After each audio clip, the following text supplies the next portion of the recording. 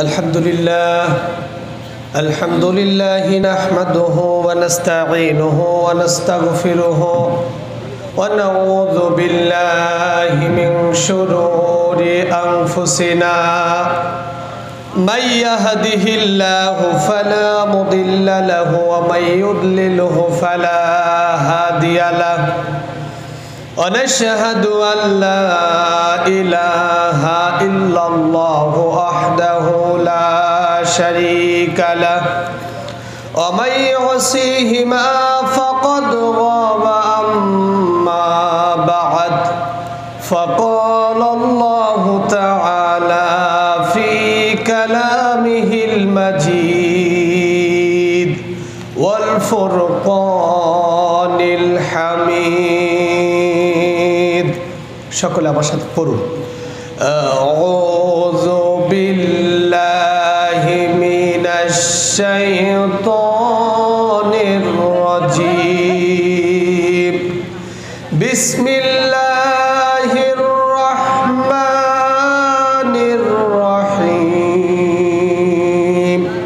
ওয়াইলুল লিকুল্লি হুমাযাতিল লুমাযা।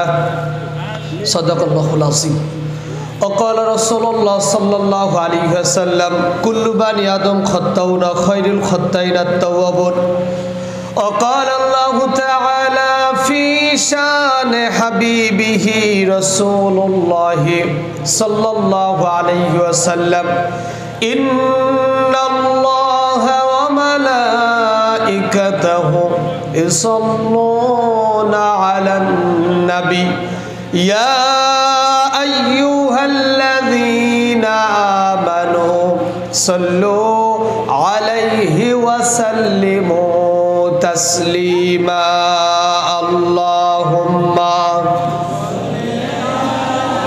سيدنا مولانا محمد وعلى آل سيدنا مولانا মুহাম্মদ। তুমি হলে খোদার হাবিব, তোমার তুলনা নাই যে আর।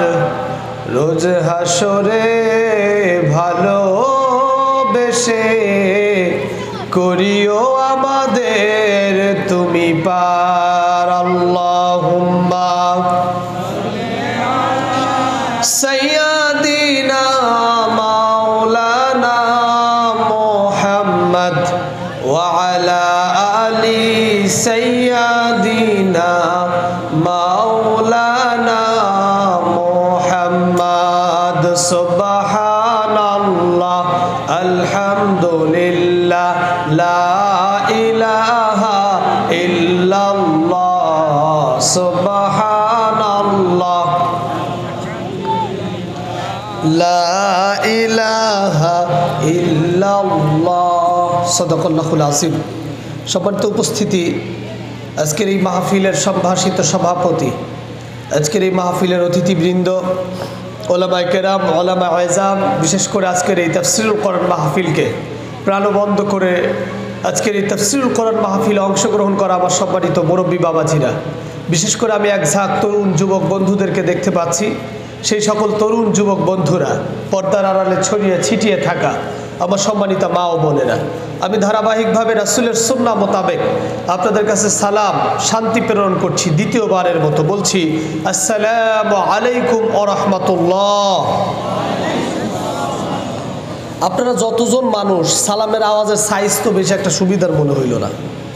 আপনারা যতজন মানুষ রাসূল আকরাম সাল্লাল্লাহু আলাইহি ওয়াসাল্লামের সুন্নাহ, ওলামায়ে কেরামের ফাকিহ ফতোয়া হলো, কেউ যদি আপনাকে জোরে সালাম দেয় তাহলে আপনাকে সালামের উত্তরও জোরে দিতে হবে। কেউ যদি আপনার আস্তে সালাম দেয় তাহলে আপনি আস্তে উত্তর দিলে হবে, কিন্তু জোরে সালাম দিলে আপনি আস্তে উত্তর দিলে সওয়াবও পাবেন না, শরীয়তে এটা জায়েজও নেই।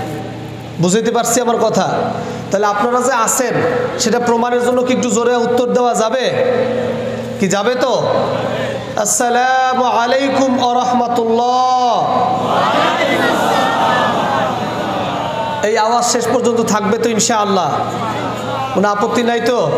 তরুণ যুবক যারা আছেন আপনাদের তো ভলিউম কমে যাওয়ার কথা না। আপনারা এখন উত্তপ্ত যুবক, মুরব্বীরা না হয় বুড়ো হয়ে গেছে, শরীরে এখন আর জোর নাই, কিন্তু আপনাদের জোর তো কমে নাই নাকি? জোর আছে তো? আচ্ছা, একটা ছোট্ট টেস্ট হবে টেস্ট। দুই শ্রেণীকে একটু পার্থক্য করে টেস্ট করি, একটা হলো বিবাহিত আর একটা হলো অবিবাহিত। দেখি শক্তি কাদের বেশি। কি করব টেস্ট? কি রাজি আছেন আপনারা? আচ্ছা, বিবাহিত কারা আসছেন একটু হাত উঁচা করেন তো। বিবাহিত সব বিয়ে করছেন সবাই? আচ্ছা, হাত নামান তো। অবিবাহিত কারা আছেন হাত উঁচা করেন তো। অবিবাহিত, আচ্ছা, মানে এখন দেখা যাক, তাহলে হাত নামান। তাহলে কারা আগে স্লোগান দিবে, বিবাহিতরা না অবিবাহিতরা? বিবাহিতরা। আচ্ছা ঠিক আছে, তাহলে অবিবাহিতরা চুপ থাকবে, বিবাহিতরা স্লোগান দিবে। দেখি বিবাহিতরা যেতে না অবিবাহিতরা যেতে। কি প্রস্তুত আছে তো বিবাহিতরা? স্লোগান দিতে পারবেন তো? নারায়ে তাকবীর। সভাপতি সাহেব, আপনার দায়িত্ব বিচার করবেন যে কাদেরটা জোর হইল। আপনি কিন্তু বিবাহিত দলের লোক, পার্সেলটি করবেন না। কি কথা বলে না? এরকম অন্যায় বিচার তো আমাদের দেশে নাই। কি বলেন, নাই তো? হ্যাঁ আছে, কথা হবে আজকে সেই বিষয় ইনশাআল্লাহ। অবিবাহিতরা প্রস্তুত আছেন তো? বিবাহিতদেরকে হারায় দেওয়া যাবে তো? নারায়ে তাকবীর। সভাপতি সাহেব বলেন।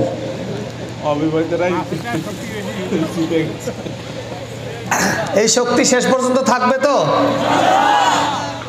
আপনারা যতক্ষণ পর্যন্ত আমার সাথে কথা বলবেন ততক্ষণ পর্যন্ত আমার আলোচনা চলবে। আপনাদের কথা বন্ধ হয়ে যাবে, আমার আলোচনাও শেষ হয়ে যাবে ইনশাআল্লাহ। শুরুতেই শুকরিয়া জ্ঞাপন করছি সেই মহান রব্বে কারিমের দরবারে, যে রব্বে কারিম আজকে কঠিন প্রতিকূল আবহাওয়ায় সারা পৃথিবীতে মুসলমানদেরকে নিয়ে নির্গৃহীত, নির্যাতিত, নিপীড়িত একটি ষড়যন্ত্রের মধ্যেও বাংলাদেশে কুড়িগ্রাম রৌমারী থানার আজকের এই গ্রামে তাফসীরুল কোরআন মাহফিলের আয়োজন করে আমাদেরকে কিছু কথা বলবার এবং শুনবার যেই রব্বে কারিম তৌফিক দিয়েছেন, আসুন সেই রবের কুদরতি কদমে সেজদায় লুটিয়ে পড়ে বলি আলহামদুলিল্লাহ। সেই সাথে দুঃখ প্রকাশ করছি, আমার বাড়ি গোপালগঞ্জ হওয়ায় আপনাদেরকে একটা মেসেজ আমার দিতে হবে। সেটা হচ্ছে, সারা বাংলাদেশ স্বাধীনতার পিছনে যেই মানুষটার সব থেকে বেশি ভূমিকা, তিনিও গোপালগঞ্জের সন্তান এবং এই বাংলাদেশকে এখন পরপর 3টা টার্ম প্রায় 15 বছর ধারাবাহিক পরিচালনা করছেন যিনি, তিনিও গোপালগঞ্জের সন্তান। কিন্তু আমি অবাক হলাম, আমি আপনাদের কাছে একটা পোস্টার চেয়েছিলাম যে আমাকে একটা পোস্টার দেন, কিন্তু অবাক হয়েছি, বিস্মিত হয়েছি, ব্যথা পেয়েছি যে আপনাদেরকে পোস্টার করতে দেওয়া হয় নাই। নির্বাচন হয়, পোস্টার ছাপছে, পৌর নির্বাচন হয়, পোস্টার চলছে, রাজনীতি হচ্ছে, পোস্টার চলছে, বিভিন্ন আয়োজন হচ্ছে, পোস্টার চলছে, কিন্তু পোস্টার কোথায় করা যাবে না? কোরআনের মাহফিলে পোস্টার করা। এই নিয়ম, এই নীতি, এই বিশ্বাস কারা এদেরকে শিখাইলো? কাদেরকে খুশি করবার জন্য তাফসীরুল কোরআন মাহফিলগুলোর পোস্টার বন্ধ করে দেওয়া হয়? কাদেরকে খুশি করবার জন্য আল্লাহর কোরআনের মাহফিলগুলোকে বন্ধ করে দেওয়া হয়? কাদেরকে খুশি করবার জন্য তাফসীরুল কোরআন মাহফিলগুলোকে আটকে দেওয়া হয়? আল্লাহর কসম, একদিন আপনাদের মুখোশ বাংলাদেশ উন্মোচিত হবে। আমি ছোট্ট করে শুধু এটুকু বলবো, আমার বাড়ি গোপালগঞ্জ, প্রধানমন্ত্রী শেখ হাসিনা আমার গোপালগঞ্জে একটা মাহফিল বন্ধ করে এরকম কোনো ইতিহাস নাই। আপনারা সেই দলের রাজনীতি করে, সেই মতের রাজনীতি করে, সেই রাজনীতির প্রশাসন হয়ে তাফসীরুল কোরআন মাহফিলের যে পোস্টার করতে দিলেন না, মনে রাখবেন এ জীবন জীবন নয়, এই জীবনের পরে আর একটা জীবন আছে। ক্ষমতা চিরদিন থাকে না, ক্ষমতা মানুষকে চিরদিন দাম্ভিক্যের জায়গায় রাখতে পারে না। আপনি আজকে ওসি আছেন, কালকে আপনি অবসর নেবেন, অবসর নেওয়ার পরে অস্তিত্ব আপনার থাকবে না, কিন্তু এই পোস্টার করতে দেন নাই বিদায় কাল কিয়ামতের ময়দানে আল্লাহর কাছে জবাব দেওয়া লাগবে। আজকে দিন প্রচারের জন্য, আজকে দিন প্রচারের জন্য, আজকে সারা দেশকে সম্ভাষিত করবার জন্য আলেমদেরকে একত্রিত কণ্ঠে একত্রিত হওয়ার সুযোগ দিতে হবে। আজকে কোরআন সমাজে নাই বোধহয়, সারা দেশে ধর্ষণ আছে না নাই? আজকে কোরআন সমাজে নাই বিদায় মানুষ গুম হয়ে যায়, কেউ জানেও না। সমাজে কোরআন নাই বলে অন্যায় বিচার হয়, মানুষ বুঝতেও পারে না। সমাজে কোরআন নাই বলে ক্ষমতার জোর পাইয়ে যা খুশি তাই করা হয়, শুধু কোরআন নাই বলে। যদি কোরআন থাকতো, তাফসীরুল কোরআন মাহফিল থাকতো,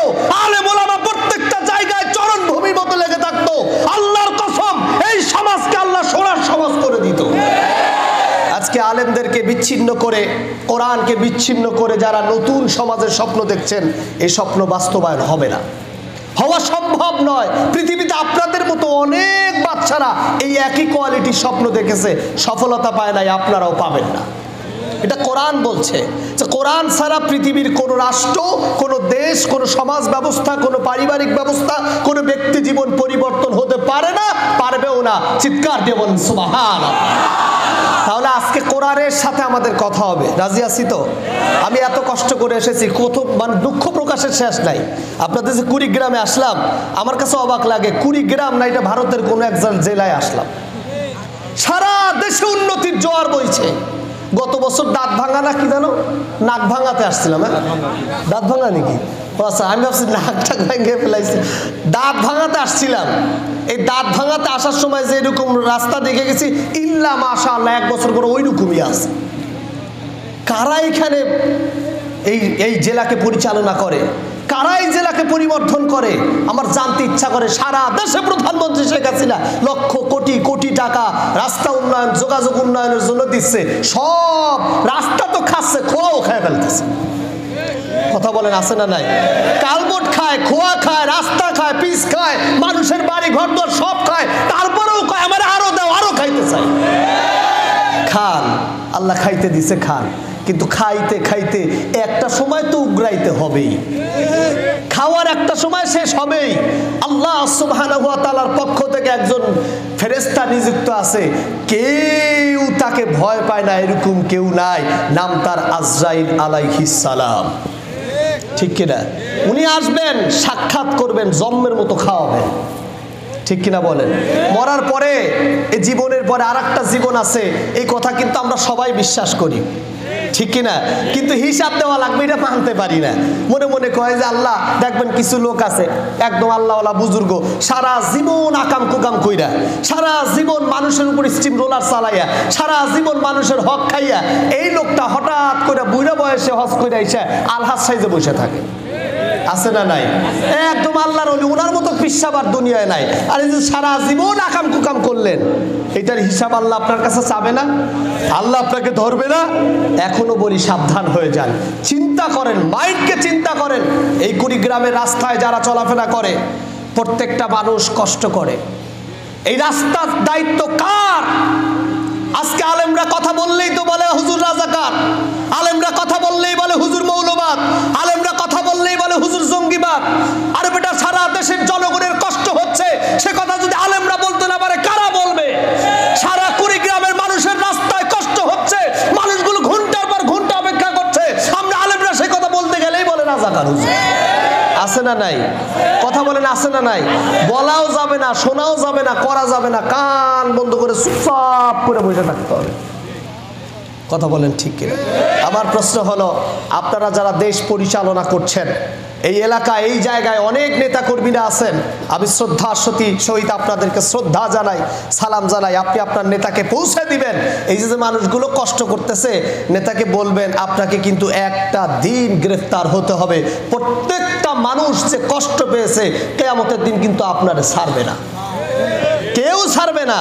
এই দুনিয়ায় মানুষ মানুষকে ছেড়ে দেয়, এই দুনিয়ায় মানুষ মানুষকে মাফ করে দেয়, কিন্তু আল্লাহর কসম, কিয়ামতের ময়দানে মা তার সন্তানকে ছাড়বে না, সন্তান তার মাকে ছাড়বে না, পিতা তার কন্যাকে ছাড়বে না, কন্যা তার পিতাকে ছাড়বে না। কেউ কোনোদিন কিয়ামতের ময়দানে কারো হক ছাড়বে না। সবাই সবার হক চাইবে, আল্লাহর কাছে বলবে। ছোট্ট একটা উদাহরণ, একটা হাদিস থেকে আমি সামান্য তর্জমা আপনাদেরকে শোনাচ্ছি। আল্লাহর কাছে গ্রেফতার হয়ে গিয়েছে সন্তান, আমল মাত্র একটা কম। কয়টা কম বলেন না? কয়টা? একটু কথা না বললে তো আমি ওয়াজ করতে পারবো না বাবা। আপনি একটু কথা বলেন, আমল কয়টা? একটা আমলের কারণে গুনার পাল্লাটা ভারী হয়ে গেছে, নেকির পাল্লাটা হালকা হয়ে গেছে। এই ঘটনাটা এসেছে তাফসীর ইবনে কাসিরের একটি ইতিহাস ভিত্তিক কিতাব, নাম তার আল বিদায়া ওয়ান নিহায়া। বিদায়া ওয়ান নিহায়ার ভিতরে এসেছে যে একটা গুনার জন্য নেকির পাল্লাটা হালকা হয়েছে, গুনার পাল্লাটা ভারী হয়ে গেছে। এখন এই সন্তানটা দৌড়ে গিয়ে মায়ের কাছে বলতেছে, মা, তোমার কি মনে আছে দুনিয়ায় 10 মাস 10 দিন তুমি আমারে গর্ভ ধরছিলে, রক্ত ছেঁড়া বাঁধন দিয়ে আমাকে লালন পালন করেছিলাম, পেটের ভিতরে আমি তোমাকে আঘাত দিয়েছিলাম, ব্যথা দিয়েছিলাম, কষ্ট দিয়েছিলাম। তুমি কষ্টটা উপলব্ধি করতে পারো নাই। রাতের বেলায় ঘুমাতে দেই নাই, দিনের বেলা খাইতে দেই নাই, কাজ করতে দেই নাই, মাসের পর মাস তোমাকে কষ্ট দিয়েছি, উগরায়া বমি করেছো। আমি সন্তান তোমার পেটের ভিতরে থেকে লাথি মেরেছি, ঘুষি মেরেছি। যখন ডেলিভারি হবে তুমি তোমার নারী ছেঁড়া যন্ত্রণা দিয়ে আমাকে ডেলিভারি করেছিলা। ও কলিজার টুকরা মা, আজকে আমি আল্লাহর কাছে আসামি হয়ে গিয়েছি, তুমি তো জান্নাতুল ফেরদাউস পেয়ে গিয়েছো।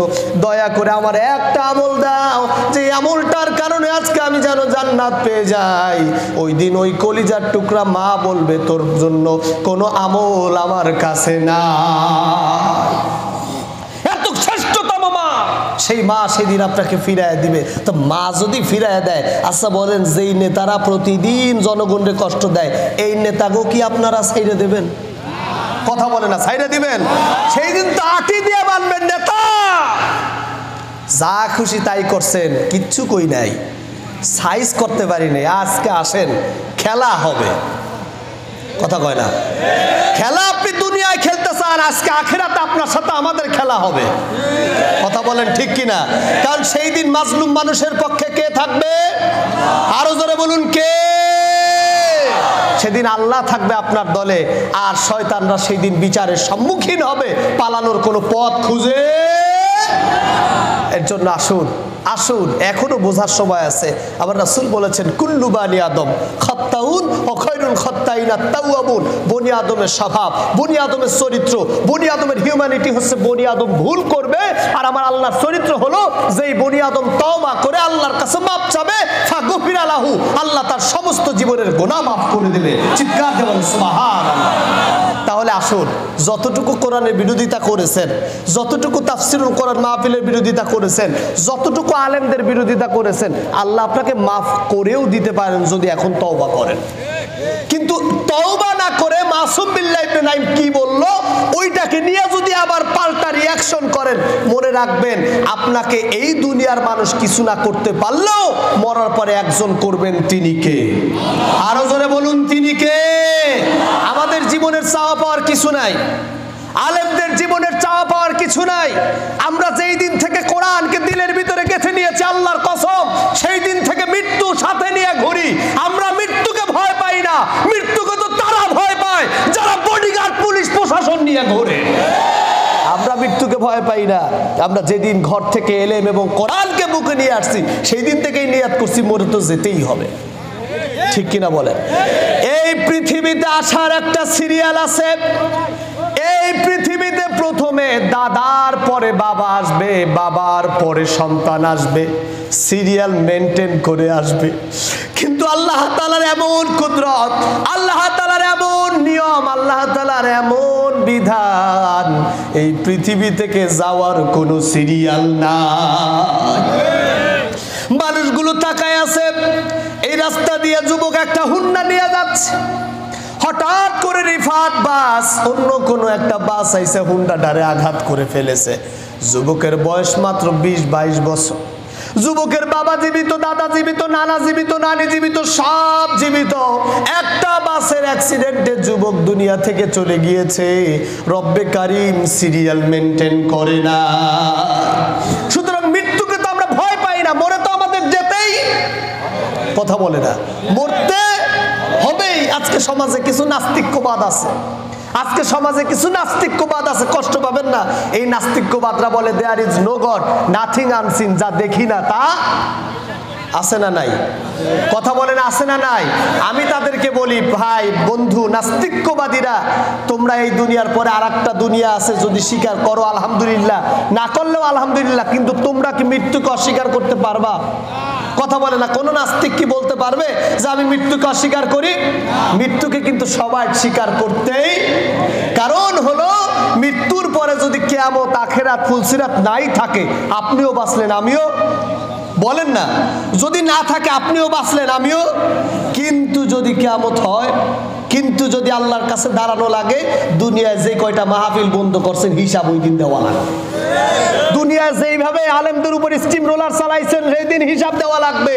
কোরআনের পক্ষে কথা বলার কারণে ইসলামী সংগঠনের সন্তানগুলোকে যেইভাবে স্টিম রোলার চালিয়েছেন, আল্লাহর কাছে সেই দিন জবাব দেওয়া লাগবে। এর জন্য সাবধান হয়ে যান। বোনকে পরিবর্তন করুন, হৃদয়টাকে শীতল করুন। আপনি চিন্তা করুন যে জীবন নয়, এই জীবনের পরে আর একটা জীবন আছে, যেই জীবনে আপনার আমার হিসাব। কথা বলেন ঠিক কিনা? সম্মানিত হাজিরিন, আর কথা বাড়াবো না, ভূমিকা আর বাড়াবো না। আসুন আমরা পবিত্র কালামুল্লাহর সূরাতুল হুমাযা 104 নম্বর সূরা, অত্যন্ত চমকপ্রদ একটি সূরা আমরা তেলাওয়াত করেছি। কারণ আমার এই সূরাটা আজকে নেওয়ার উদ্দেশ্য হলো, সারা দেশে একজন আরেকজনের পিছনে লাইগে থাকে, কেউ কারো ভালো দেখতে পারে না, সুযোগ পাইলে এ ওরে ও ওরে, যারে খুশি তারে আঘাত করে। এর জন্য কোরআন শরীফ আল্লাহ তাআলা একটা সূরা দিয়েছেন, যে এই সূরা দিয়া মানুষকে ঠান্ডা করবার জন্য, ভ্রাতৃত্ববোধ বাড়ানোর জন্য আল্লাহ একটা সূরা দিয়েছেন, যে এই সূরার নাম হলো সূরাতুল হুমাযা। চিৎকার দিয়ে বলেন সুবহানাল্লাহ। আল্লাহ তাআলা কোরআনের ভিতরে 114টা সূরা দিয়েছেন। আল্লাহ তাআলা কোরআনের ভিতরে 114টা সূরা দিয়েছেন। প্রত্যেকটা সূরার ভিতরে আল্লাহ তাআলা মানুষকে নিয়ে কথা বলেছেন। মানুষের জীবন কিভাবে পরিচালিত হবে, মানুষের রাষ্ট্র কিভাবে পরিচালিত হবে, মানুষের সমাজ ব্যবস্থা কিভাবে পরিচালিত হবে, গোটা কথা আল্লাহ এই কোরআনের ভিতরে ঢুকাইয়া দিয়েছে। চিৎকার দিয়ে বলেন সুবহানাল্লাহ। আজকে এক শ্রেণীর লোক আছে, তারা কোরআন দিয়ে কথা বললে হুজুর রাজনীতি করে, আছে না নাই? আরে ব্যাক করলে কোরআন তো পুরো গোটা কোরআনই রাজনীতি। সুবহানাল্লাহ কইতে মন চায় না? কোরআনের শুরু থেকে শেষ পর্যন্ত পুরো কোরআনটাই রাজনীতি, রাজ্যের নীতি, রাষ্ট্রের নীতি, জনগণের নীতি, জীবন পরিচালনার নীতি, পারিবারিক নীতি, পুরাটাই আল্লাহ এই কোরআনের ভিতরে নোট করে দিয়েছেন। চিৎকার দিয়ে বলেন সুবহানাল্লাহ। তাহলে এখন কোরআনের কথা বলতে গেলে তো রাজনীতির কথা আসবেই, কোরআনের কথা বলতে গেলে তো দেশের কথা আসবেই, কোরআনের কথা বলতে গেলে তো চুরি করে সুইস ব্যাংকে টাকা পাঠানোর কথা আসতেই থাকবে, কোরআনের কথা বলতে গেলে তো অন্যায়, দুর্নীতি, ঘুষ, রাহাজানির কথা আলেমরা বলতেই থাকবে। তাহলে কোরআনকে আপনি বাদ দিবেন কেমনে? হুজুর দেখবেন এক শ্রেণীর লোক আছে, হুজুর আপনি আমারই বলে যে আপনি যেমনে বলা শুরু করছেন আল্লাহ কোন বিপদ না ঘটে যায়, আছে না নাই? হুজুরদেরকে দেখবেন, কষ্ট পাইয়েন না, এক লোক এক হুজুরকে কঠিনভাবে ধরছে, ধরে একদম হুজুর আসছে ওয়াজ করতে, বাসা থেকে তারে বলা শুরু করছে, হুজুর খবরদার সরকার বিরোধী কোনো কথা বললে কিন্তু আপনি সাইজ। ওয়াজ করতে করতে হুজুরের সাথে করে নিয়ে আসছে, হুজুর এখন ওয়াজ করতে আইসা আয়াত তেলাওয়াত করতেছে, রব্বানা আতিনা ফিদ দুনিয়া হাসিনাতাও ওয়া ফিল আখিরাতি হাসিনা। বুঝিতে পারি নাই, মানে এমন টাইট ওনারে দিছে, উনি ওয়াজ করতে আইসা বলবেন কি হাসানার জায়গায় হাসিনা কইলেছে। তাহলে এমন টাইট যারা দেন, আহা আপনি জানেন না গোটা কোরআন রাজনীতিতে ভরা। চিৎকার দিয়ে বলেন সুবহানাল্লাহ। কোরআনের ভিতরে নামাজের কথা আছে, যখন নামাজের কথা আপনি বলতে যাবেন তখনই তো প্রশ্ন আসবে রাষ্ট্রের মাধ্যমে নামাজ কায়েম করা যাবে কিনা, তখনই রাষ্ট্রের কথা আসবে। যখনই কোরআনের ভিতরে রোজার কথা বলবেন, রোজাও রাষ্ট্রের মাধ্যমে আসবে কিনা এই কথা আসবে। হজের কথা বলতে যাবেন, হজ কিভাবে রাষ্ট্র পরিচালনা করবে এই কথা কোরআন বলে দিয়েছেন। যাকাতের কথা বলবেন, যাকাতেরটাও কোরআন কিভাবে বলবেন সেইটাও কোরআনের মধ্যে চলে আসবে। জীবনের কথা যদি আপনি বলেন, জীবনের কথাটাও কোরআনের ভিতরে আসবে। সুতরাং কোরআনকে জীবন থেকে বাদ দেওয়া যাবে? আরো জোরে বলুন, যাবে? তাহলে কোরআন আছে যেখানে আমরা আছি, কোরআনের আইন আছে যেখানে আমরা আছি, কোরআন ছাড়া আমরা কোনো কিছু মানি না, রাজি আছি তো ইনশাআল্লাহ? আল্লাহ আমাদেরকে কবুল করুক। সে কথা বলছিলাম, এই কোরআনের ভিতরে 114টা সূরার 104 নম্বর সূরার নাম হলো সূরাতুল হুমাযা। আল্লাহ তাআলা এই সূরার ভিতরে একটা ছোট্ট কথা বলেছেন, আগে সর অনুবাদ শোনেন।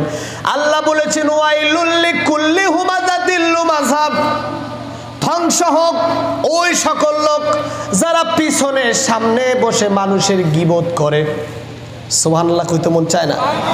আল্লাহ বলেছেন ধ্বংস হোক ওই লোক। কোন লোক?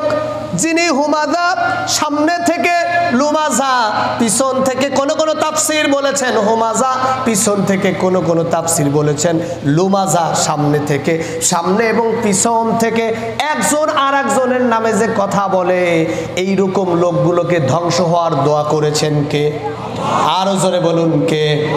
এখন আসুন জীবনের সাথে মিলাই। পরিবার পরিজন আত্মীয় স্বজন রাজ্যের নীতি রাজনীতি এমপি চেয়ারম্যান হুজুর পীর সাহেব সবার সাথে মিলান। প্রথমে আমি হুজুরদেরকে দিয়ে শুরু করি। আমাদের সমাজে আজকে হুজুররা যেই ঠেলাঠেলি লাগাইছে, স্টেজে উঠলে এ ওর বদনাম কয়, ওর বদনাম কয়, ও কয় এইটা ভালো না, ও কয় ওইটা ভালো না, ও কয় দুনিয়ার কিছুই ভালো না। আছে না নাই? আগে আপনারা হুজুরের কাছে আসতেন, হাদিয়া দিতেন, টাকা দিতেন, পয়সা দিতেন, বাসার প্রথম মুরগির ডিমটা হুজুরের জন্য নিতেন, গাছের প্রথম আমটা হুজুরে খাওয়াইতেন, আর কইতেন হুজুর আমাকে জন্য দোয়া কইরা দেন। এখন উল্টা গেছে, এখন উল্টা আপনারা দোয়া করেন, আল্লাহ হুজুরকে হেদায়াত দাও। কথা কয় না? ঠিক না ভুল বললাম? কারণ আমরা মাইক পাইয়ে যা শুরু করছি, আল্লাহ বলেছেন হুমাদা, খবরদার পশ্চাতে গীবত করা, গীবত করা, পরনিন্দা করা। আজকে গীবত নিয়ে কথা হবে। একজন আরেকজনের, গ্রাম অঞ্চলে এই কাজটা সব থেকে বেশি হয়, ঠিক কিনা বলেন? এক জায়গায় চায়ের দোকানে বসছে, গীবত। রাস্তায় দাঁড়ায় আছে দুইজন, গীবত। শুইছে একসাথে দুইজন, তাতেও গীবত। দুইজন মা আর বোন মেয়ে একসাথে হয়েছে, তাতেও গীবত। খালি গীবত আর গীবত, ঠিক কিনা বলেন? আল্লাহ তাআলা বললেন সূরাতুল হুজরাতে, আল্লাহ বলছেন আয়ুহিব্বু আহাদুকুম আইয়াকুলা লাহমা আখিহি মাইতা। চিৎকার দিয়ে বলেন নাউজুবিল্লাহ। আমার আল্লাহ বলে দিলেন, যারা পিছনে পশ্চাতে সামনে পরনিন্দা করে, এই মানুষগুলো যেন তার মৃত্যু ভাইয়ের গোশত ভক্ষণ করে। নাউজুবিল্লাহ কইতে মন চায় না? মৃত্যু ভাইয়ের গোশত সে যেন ভক্ষণ করছে। এখন এই সমাজের এই গীবত, দুইটা আয়াত। একটা হলো আল্লাহ বললেন ধ্বংস হোক তারা যারা পশ্চাতে সামনে পিছনে মানুষের গীবত করে, আর আরেকটা আয়াত, যারা গীবত করে তারা হলো মৃত্যু ভাইয়ের গোশত খায়। আপনার ভাইকে ইন্তেকাল করেছেন, সামনে এনে যদি জবই করে টুকরা টুকরা করে ভাতের সাথে তরকারি রান্না করে খাইতে বলি, খাবেন? কথা বলে না, খাবেন? কারণ ওইটা খাওয়া কি জায়েজ আছে? ওইটা দেখলে ঘৃণা আসে। কিন্তু আপনি কিন্তু ওই কাজটা করতেছেন আরেকজনের গীবত বইলা। এটা আল্লাহ নিজে বলছেন যে মৃত্যু ব্যক্তির গোস্ত খাচ্ছে, মৃত্যু ভাইয়ের গোস্ত খাচ্ছে ওই লোকটা যিনি সামনে এবং পিছনে গীবত করে। কথা বলেন ঠিক কিনা? এখন আসেন গীবত। এই গীবত যারা করে, এই গীবত যে মানুষগুলো করে, তাদেরকে গীবত করতে বাধ্য করে 8টা কাজ। কয়টা কাজ? আরো জোরে বলুন, কয়টা? আঙ্গুল উঁচা করে বলুন, কয়টা? সবাই হাত উঁচা করতে হবে। সবাই হাত উঁচা করছেন? সবাই? হ্যাঁ, হাত উঁচা করতে হবে, স্ট্রিক্ট থাকতে হবে, হাত নামান। এই 8টা কাজ আজকে লিখে নিয়ে যান, নোট করে নিয়ে যান। কোন 8টা কাজ আপনারে গীবত করতে বাধ্য করে, ওই 8টা কাজ আজকে থেকে করা বন্ধ করবেন। কেন? কারণ আল্লাহ আরেকটা কথা বলেছেন কোরআনের ভিতরে, সূরাতুল কালাম। আল্লাহ বলেছেন হাম্মাজিম মাশশাইম বিনামিম। আমার আল্লাহ বলে দিলেন, হে পৃথিবীর মানুষ, যারা পরনিন্দা করে, পিছনে পরনিন্দা করে এবং একজনের কথা আর একজনের কাছে গিয়ে বলে, উতুল্লিম বাদা যালিকা জানিম, এইগুলো হলো জারজ সন্তান। বলেন না নাউজুবিল্লাহ? তাহলে আপনি এখন হিসাব করে, হে তরুণ যুবকেরা, হে মুরব্বী বাবাজিরা, পর্দার আড়ালে আমার কলিজার টুকরা মা বোনেরা, নামাজ পড়েন না, মাসুম বিল্লাহর কথা নাই। রোজা রাখেন নাই, মাসুম বিল্লাহর কথা নাই। আপনি হজ করেন নাই, মাসুম বিল্লাহর কথা নাই। কিন্তু মাসুম বিল্লাহর কথা মা গীবত করা যাবে না। আপনি যদি গীবত করেন, আপনার নামাজ বরবাদ, রোজা বরবাদ, হজ বরবাদ, যাকাত বরবাদ, সব বরবাদ। কারণ আপনি জারজ সন্তান, আল্লাহ ঘোষণা দিচ্ছেন। নাউজুবিল্লাহ কইতে মন চায় না, অথচ আমরা কিন্তু অহরহ গীবত করছি, ঠিক কিনা বলেন? কথায় কথায় গীবত করছি। এখন আসুন 8টা পয়েন্ট, যেই পয়েন্টগুলো, এইখানে এত কথা কিসের? কি হয়েছে ভাই? আমার সামনে দিয়ে কেউ চলাফেরা করবেন না, যারাই আসেন আমার সামনে দিয়ে চলাফেরা করবেন না। সামনে দিয়ে চলাফেরা করলে কিন্তু দইরা গোপালগঞ্জ নিয়ে যাবো একদম। হাসেন কেন? গোপালগঞ্জের মানুষ তো এমনি একটু টাইট, ঠিক কিনা? কথা কয় না? কারণ গোপালগঞ্জের একজন ভাষণ দিছে বাংলাদেশ স্বাধীন, সুবহানাল্লাহ কইতে মন চায় না। আর এখন গোপালগঞ্জে একজন দাঁড়ায় চালাইতেছে, আয় কেডা আসবি আয়, কথা কয় না। কি চালাচ্ছে না? 5 বছর খেলা শেষ, 10 বছর খেলা শেষ, 15 বছর চলছে, কথা কইলে আরো 5 বছর নেব। এর নাম গোপালগঞ্জ। গোপালীগঞ্জ চিনলেন না, হলো চিনবেন। আল্লাহ আপনাকে চেনার সুযোগ দেখ, বলেন আমিন। যেটা বলছিলাম 8টা কাজ, এর মধ্যে 1 নম্বর কাজ যেটা গীবত মানুষকে করতে বাধ্য করে রাগ হইলে। কি হইলে? রাগ হইলে। যখন মানুষ রাগ হয়ে যায় তখন কিন্তু রাগের মাথায় বলে ও অমুক এই করছে, খারাপ, ওর মতো শয়তান দেখি নেই, বান্দর বাটপার সেইটা। ঠিক কিনা? স্বাভাবিক মানুষ যখন রাগ থাকে না তখন কি এরকম বলে? যখন রাগ হয়ে যায় তখন আইসা বলে সভাপতি সাহেব অমুকের ছেলে আমারে মারছে, ঘুষি দিছে, ও খারাপ, ওর মা খারাপ, ওর বাপ খারাপ, 14 গোষ্ঠী খারাপ। ঠিক কিনা? এরপরে গোপনে যায় পাকায় 3-4 জন বন্ধু নিয়ে ডাইকে কয় ওরে আমারে মারছে, ওরে দেখাই দিতে হবে, ওরে এটা করতে হবে। আরেকজনের কাছে ওর বদনাম কয়, মানুষটা ছিল 1 নম্বরের শয়তান, বান্দর, লোফার, বাটপার, মাইয়াকে টিক মারে, কথা কয় না। তাহলে রাগ হইলে কি হইলে? রাগ হইলে গীবত করে। তাহলে প্রথমে আপনাকে কি কন্ট্রোল করতে হবে? বলেন না, কি কন্ট্রোল করতে হবে? রাগ কন্ট্রোল করতে হবে। আপনি যদি রাগকে কন্ট্রোল করতে পারেন তাহলে আপনার ভিতরে গীবত আসবে, বলেন না সুবহানাল্লাহ। এরপরে 2 নম্বরে হলো অপরের মন তুষ্টি করা। অপরের আরেকজনের মন পাওয়ার জন্য মানুষ গীবত করে। যেমন এই যে সভাপতি সাহেব আসছেন, সভাপতি সাহেবের মন রক্ষা করবার জন্য আমি বললাম সভাপতি সাহেব আপনার মতো এইরকম সভাপতি দুনিয়ায় নাই। বাবা কি সুন্দর দাড়ি, পাঞ্জাবি, টুপি, আল্লাহর ওলি, এই পর্যন্ত যত মাহফিলে গেছি আপনার মতো জিনিস একটাও দেখি নাই। আছে না নাই? এমপি সাহেব আসছে, কথা বলে, এমপি সাহেব আসছে, চেয়ারে বসছে, পাশের থেকে চেয়ারম্যান কয় এমপি সাহেব আপনার মতো জিনিস আর একখানো না। আছে না নাই? এমপি সাহেবের মন পাওয়ার জন্য দুনিয়ার সব মানুষের যদি গীবত করা লাগে তাতে চেয়ারম্যান রাজি আছে। এর জন্যই 2য় ধাপ, 2 নম্বর ধাপ হলো আরেকজনের মন পাওয়ার জন্য। ঠিক কিনা বলেন? আবার যুবকরা তো স্মার্ট, মাইয়াকে মন পাওয়ার জন্য আরেকজনের বদনাম কয়, আছে না নাই? কথা কয় না, আছে না নাই? আরে তুমি যে আব্দুল করিমের ছেলে আব্দুল রহিমের সাথে ঘোরো, জানো ও তো আরো 4 প্রেম করে, কয় না? ঠিক কিনা বলেন? এখন কেন ওর এই কথা বললো? কারণ ও তোর মন পাইতে চায়, এজন্য আব্দুল রহিম ওর কাছে ফাঁসাইয়া দিচ্ছে। কথা বলেন ঠিক কিনা?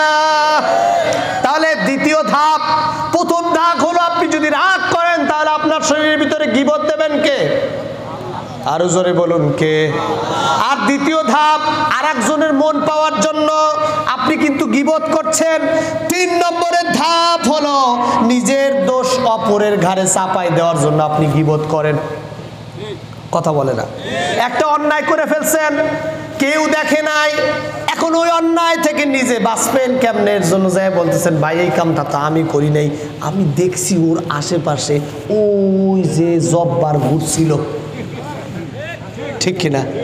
মানে নিজে চুরি করছে, সারা রাত ধরে মানুষের মুরগি চুরি করছে, হাঁস চুরি করছে, চুরি করে বাসায় নিয়ে খাইছে। এখন নিজে বাঁচার জন্য বলতেছে ভাই দেখলাম অমুক না ওই জায়গায় 4-5টা মুরগি খাইছে।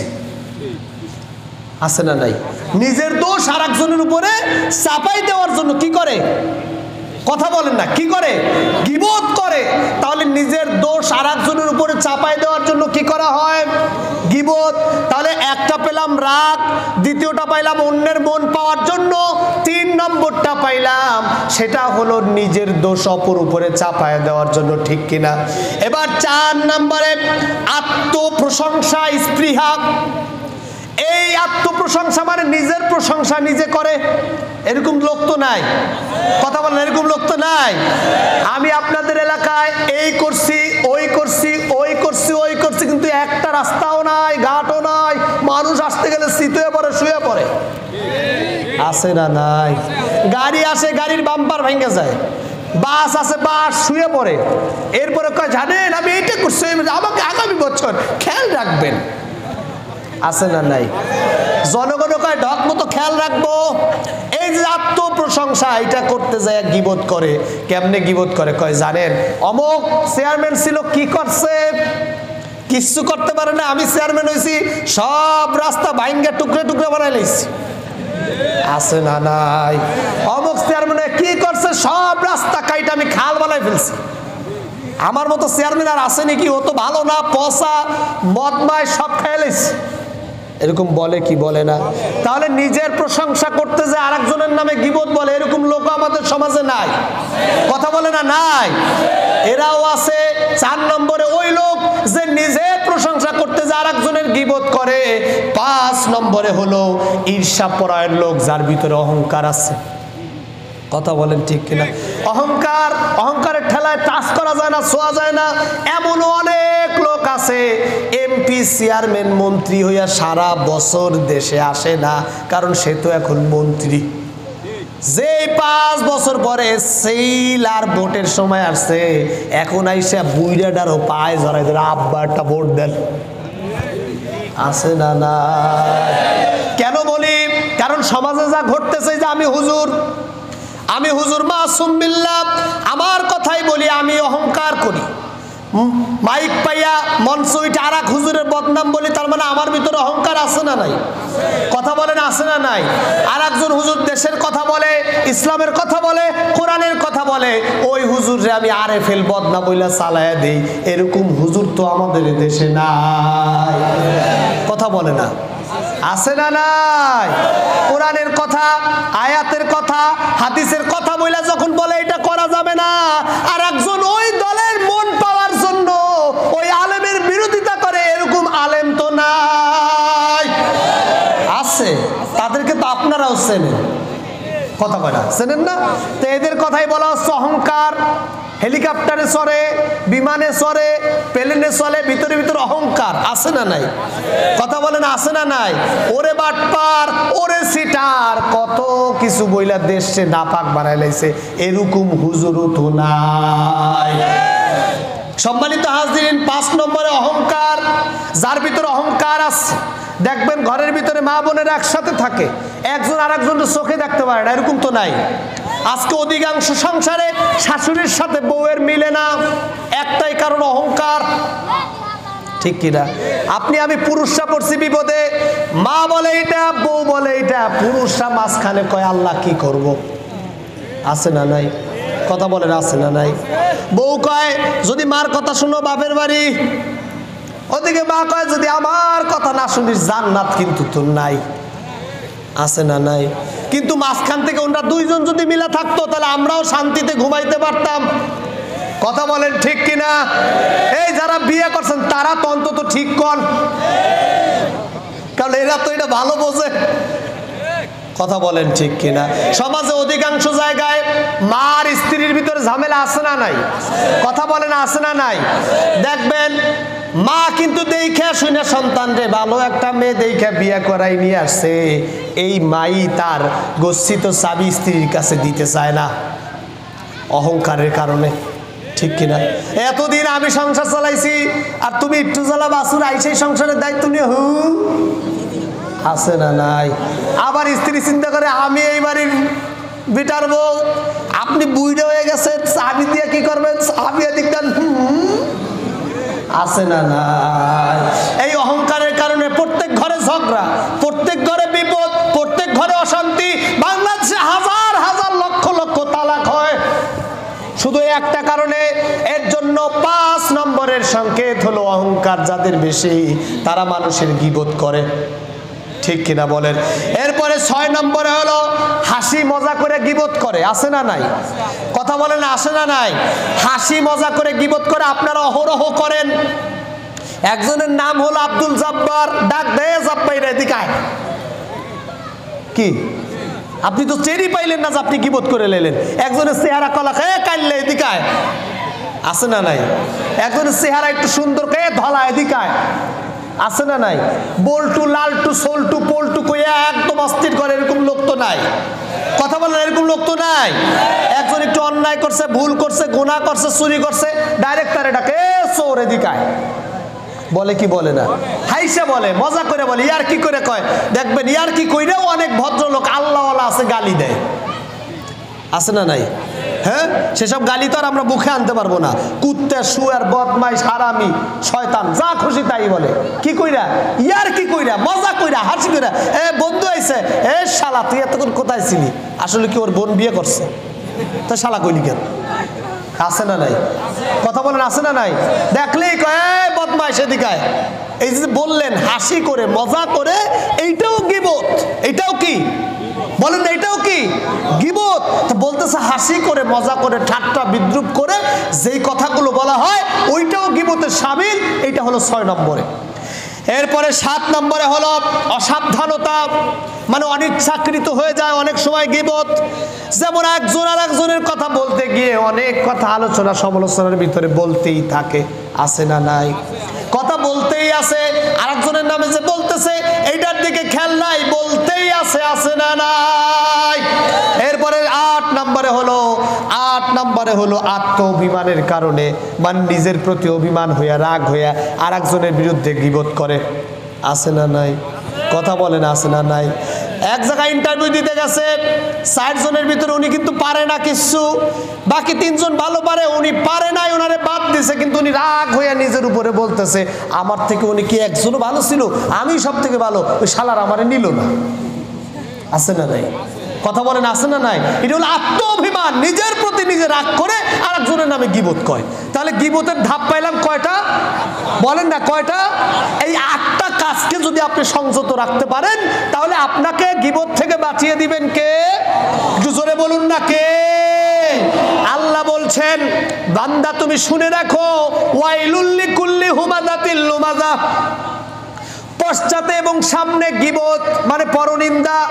একজনের নামে এমন কিছু কথা বলা যেই কথায় সে অসন্তুষ্ট হয়, যেই কথাটা সে অপছন্দ করে, এমন কোনো কথা বলা যাবে? আরো জোরে বলুন, বলা। রাসূল আকরাম সাল্লাল্লাহু আলাইহি ওয়াসাল্লামের সামনে আয়েশা রাদিয়াল্লাহু তাআলা আনহা, আল্লাহ রাসূলের কলিজার টুকরা স্ত্রী, তিনি বলতেছেন ইয়া রাসূলুল্লাহ, ইয়া হাবিবাল্লাহ, আমি আমার পাশের বাড়ির একজন বোনকে সমালোচনা করে একটা কথা বলে ফেলেছি তার অনুপস্থিতি থেকে, এইটা কি আমার গীবত হবে? আল্লাহ রাসূল আয়েশাকে বললেন আয়েশা তুমি তোমার মুখ থেকে থুতু ফেলাও। আয়েশা রাদিয়াল্লাহু তাআলা আনহা মুখ থেকে থুতু ফেলাইলেন, তাকায়া দেখলেন থুতু বের হয় নাই, জমাট বাঁধা রক্ত বের হয়েছে। বলেন না নাউযুবিল্লাহ। এই যে জমাট বাঁধা রক্ত বের হয়েছে এইটা হলো গীবত। ওই যে আল্লাহ যে বলেছেন আখিহি মাইতা, মৃত্যু ভাইয়ের গোস্ত ভক্ষণ, এইটা তার মুখে সেই গোস্তের আবরণ। আপনি আমি গীবত করি, কয় হুজুর একটু আগে দিয়ে অমুকের নামে বদনাম বললাম, থু কই গোস্ত তো ভাই এলো না। এরকম শয়তান আছে না নাই? কথা কয় না, আছে না নাই? আরে ব্যাককল, এটা উজ্জ্বল মানে গোপন। আর আল্লাহ রাসূলের যেটা জমানায় ছিল বান্দাদেরকে বোঝানোর জন্য আল্লাহ রাসূল প্রকাশ্য করে দিয়েছিলেন, কিন্তু তোমার আমার ব্যাপার সবটাই গোপন। কথা বলেন ঠিক কিনা? এখন বন্ধুরা আসেন, এই যে 8টা কাজ, এই 8টা কাজ মানুষকে যেমন গীবত করায়, 4টা কাজ মানুষকে গীবত থেকে বাঁচায় রাখে। সুবহানাল্লাহ বলেন, আরো জোরে বলুন সুবহানাল্লাহ। 8টা কাজ মানুষকে গীবত করতে বাধ্য করে, আর 4টা কাজ মানুষকে গীবত থেকে বাঁচায়। কি বলবো? বলবো? রাগ করতেছেন আপনারা? আপনাদের সমাজে একদম কমন একটা বিষয়ে গীবত, এর জন্য আজকে গীবত নিয়েই কথা হবে ইনশাআল্লাহ। 4টা বিষয় মানুষকে গীবত থেকে বাঁচায়। 1 নম্বরে হচ্ছে অপরের কল্যাণ কামনা করা। অপরের কি কামনা করা? কল্যাণ। মানে আপনার যার একটা ভাই আছে, বোন আছে, বন্ধু আছে, তার জন্য কল্যাণ কামনা করতে হবে 24 ঘন্টা, যে ও ভালো থাকুক, ও সুন্দর থাকুক, ও ভালো থাকলেই হইল। এই মানসিকতা যদি, এই টেন্ডেন্সিটি আপনার ব্রেনের ভিতরে কাজ করে তাহলে আপনার ভিতরে গীবত আসবে না। কিন্তু যখনই আপনি ওর কল্যাণ কামনা করবেন না, আমার ভাই বিল্ডিং দিতেছে, ওর বিল্ডিং কেমনে বাস দিয়ে দেওয়া যায়, এই চিন্তা যখনই আসবে তখন গীবত আছে না নাই? কথা বলেন, আছে না নাই? ওই যে মিজানুর রহমান আল আজহারি ডক্টর, চিনেন তো আপনারা? নাম শুনেছেন? একটা বিপ্লব, একটা আনন্দ, একটা ইতিহাস, বাংলাদেশের রোল অফ মডেল যুবকদের ভালোবাসার হৃদয় স্পন্দন ডক্টর মিজানুর রহমান আল আজহারি। তিনি ওয়াজ করলেন, কথা বললেন, মোটিভেশনাল স্পিকারের মতো যুবকদেরকে ডাইভার্ট করে দিলেন, গান যাত্রাপালা সবকিছু থেকে সরায় আনলেন, আল্লাহর কোরআনের ময়দানে ডাকলেন, সব যুবকরা পাগলের মতো